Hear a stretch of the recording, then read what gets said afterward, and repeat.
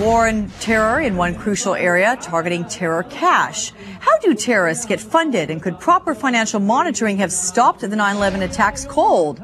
The man in charge of chasing the terror money brings us fresh details in a new book. Former Undersecretary of Treasury for International Affairs, Jan Taylor, joins me right now.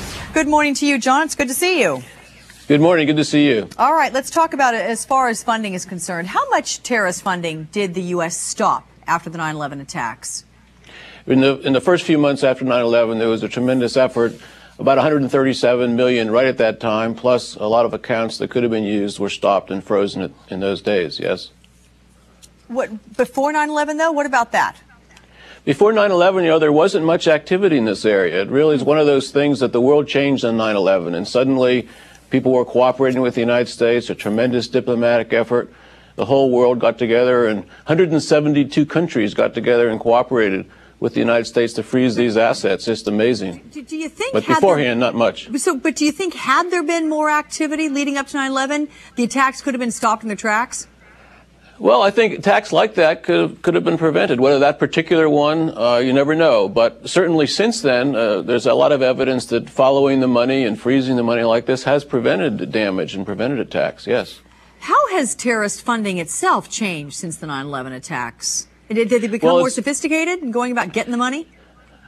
Yeah, it's gone outside of the formal financial system a lot, outside the banks and the formal international financial institutions, and now more moving money through cash and informal means. So it's harder to track, but it's also harder for the terrorists to move the money around. So these actions are doing a lot of good, both for information and for stopping attacks. But, in this book that you've written, the Global Financial Warriors, tell me, what is the most shocking thing you found?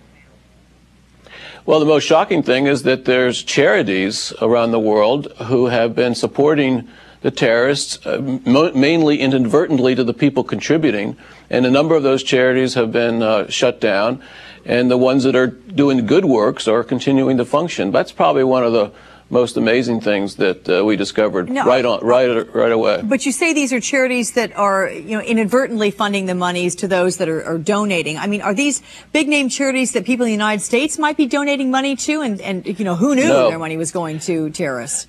No. Well, early on there was some charities that were discovered, but no big name charities really, but some in the Middle East. But it's really improved a lot. This cooperation internationally is what's another thing that I would say is quite amazing, is how many countries came together and supported the United States during this period. How much more money is out there that we don't know about, you think? Oh, lots of money. In fact, now the effort is more to try to follow the money and get information about Al-Qaeda and the other networks. But more effort needs to be put in place, and I think the new Congress could do a good job in supporting this effort to stop more of the money, and also to go after some of the banks that are supporting Iran and North Korea's activity. That can help a lot, too. So, John, you talk about there being a lot more money out there. Given what you know, how afraid are you of another attack on the U.S.?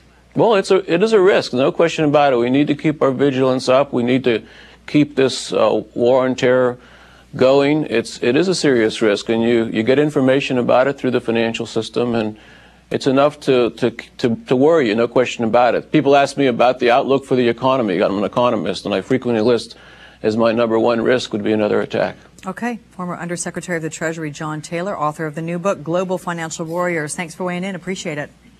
Great. Thank you.